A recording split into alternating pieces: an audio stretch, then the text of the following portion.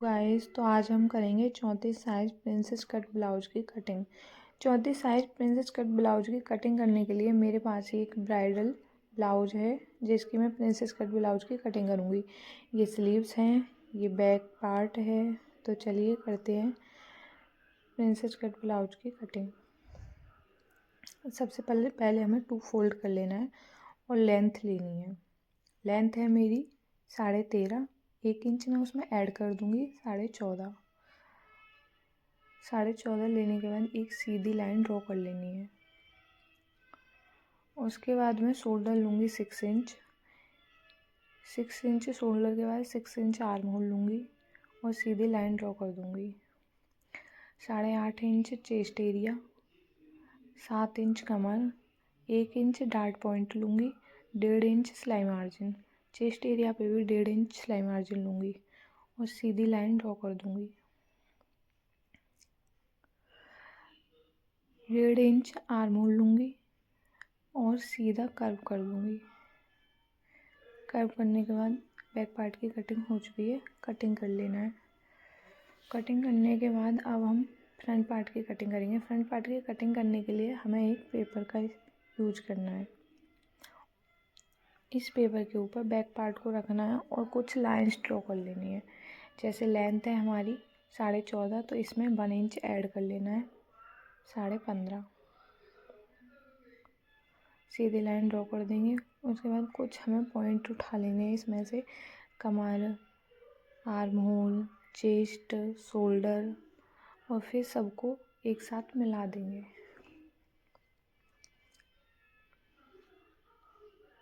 एक दूसरे पॉइंट से मिला देना है।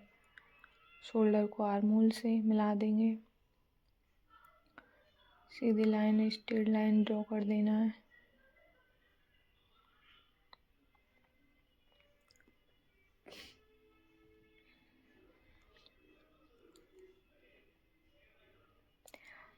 तो गाइस, इतनी देर में मैं लाइन ड्रॉ कर रही हूँ। चैनल को लाइक सब्सक्राइब कर लें, वीडियोस को लाइक कर दें।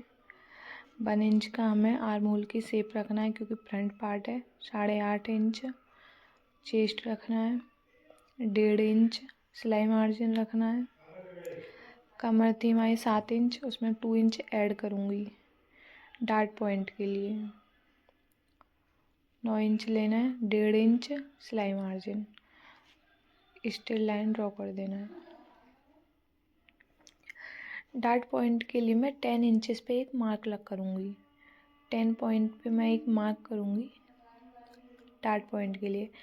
4 इंच लूँगी इधर से, नीचे से 3.5 इंच लेना है और एक स्ट्रेट लाइन ड्रॉ कर देनी है। आर्म होल साइड से 1/2 इंच लेना है, ये 1/2 इंच लेना है और कर्व शेप दे देना है। नीचे से 2 इंच हमको डार्ट पॉइंट लेना है जो एक्स्ट्रा हमने लिया था, और 10 पॉइंट से शेप दे देनी है। फ्रंट पार्ट की ड्राफ्टिंग तैयार है, तो चलिए कटिंग करते हैं।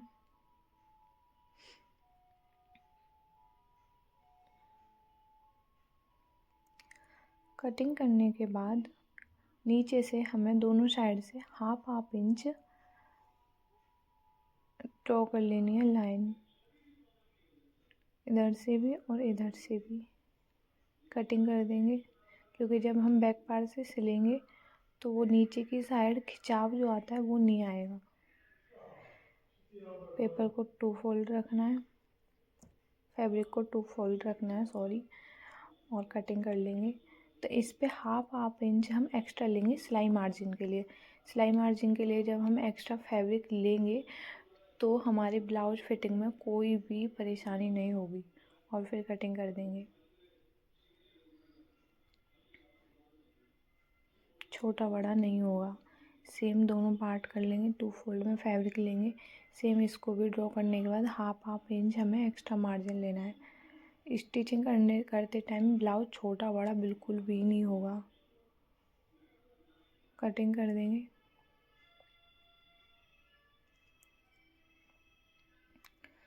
कटिंग करने के बाद फैब्रिक की कटिंग करेंगे, बैक पार्ट की कटिंग करने के लिए अस्तर रखेंगे और कटिंग कर देंगे।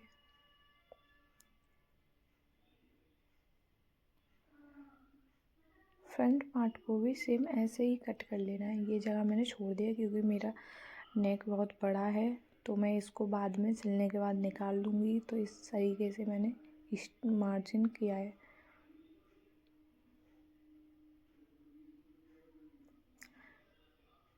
सेम दोनों पार्ट थे उनकी भी कटिंग कर लेनी है। ध्यान रहे कि सीधी एक साइड ही रखना है। स्ट्रेट लाइन एक साइड रखोगे या फिर कर्व एरिया एक साइड रखोगे तो ही स्टिचिंग सही से होगी, नहीं तो आगे पीछे पर्दे हो जाएंगे कि ये किधर का है ये किधर का है। एक साथ रखना है, या तो फिर स्ट्रेट साइड रखो या फिर कर्व साइड रखो, एक साइड ही रखना है। मैंने फ्रंट साइड से कटिंग करी है, आपको नहीं करनी है, आपको बैक साइड से कटिंग करना है।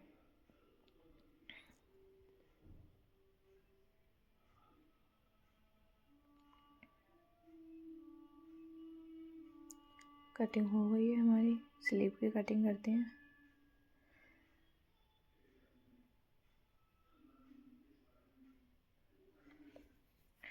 बैक पार्ट तैयार करते हैं। चलिए, अब बैक पार्ट तैयार करने के लिए हमको फैब्रिक को अटैच कर लेना है। सीधी सिलाई लगाएंगे।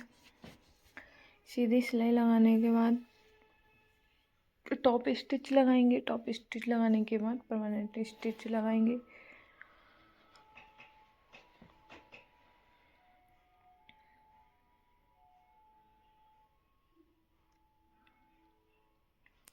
नेक भी तैयार कर लेंगे। अभी डोरिया लगानी है तो 2.5 इंच पे मैं डोरिया लगा रही हूँ।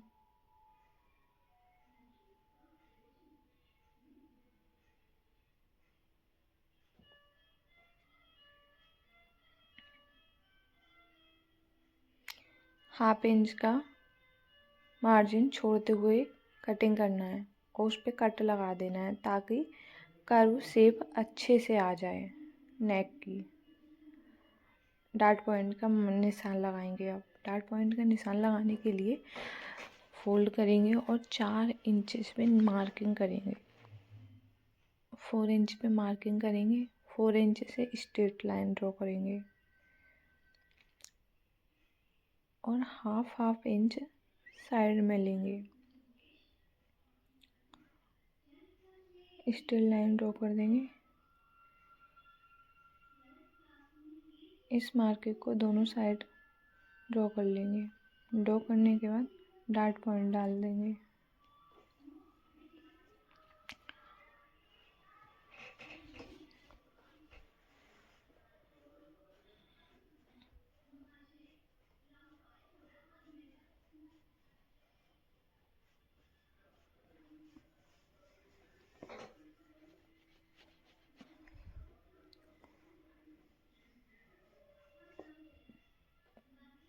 फ्रंट पार्ट को स्टिच करेंगे।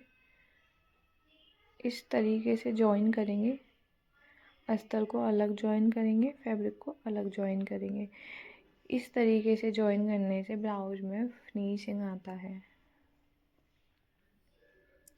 सबसे पहले फ्रंट पार्ट को जॉइन कर लेंगे। फैब्रिक को जॉइन करने के बाद दोनों साइड जॉइन कर लेंगे।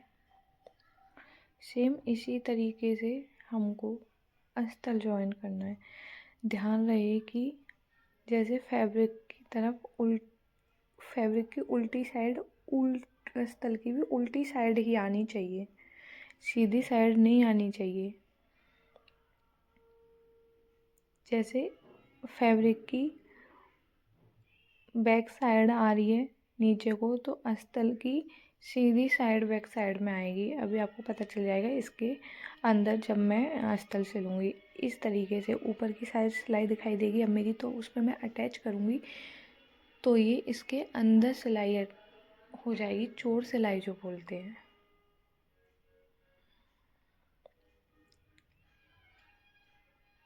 अस्तर भी सेम दोनों इसी तरीके से कर लेना है।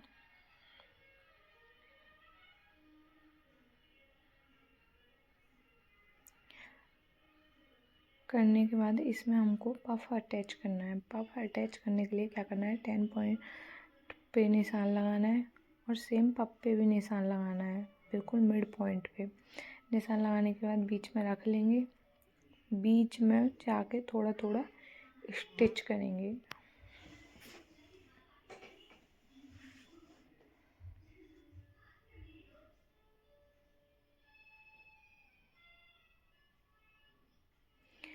स्टिच करने के बाद हमको ब्लाउज को सिर्फ फ्रंट पार्ट रख देना है। इस पे फ्रंट पार्ट रखने के बाद नेक ड्रॉ कर लेना है। नेक ड्रॉ करने के बाद सेम उसी तरीके से नेक बनाएंगे। नेक बनाने के बाद प्रॉपर रेडी हो जाएगा हमारा ब्लाउज। तो इसमें बचेगा स्लीव और फिटिंग लगाना। तो फिटिंग और स्लीव लगाना मैं नेक्स्ट वीडियो में बता चुकी थी, तो वहाँ पे जाके आप देख सकते हैं फिटिंग और स्लीव लगाना। तो थैंक यू सो मच।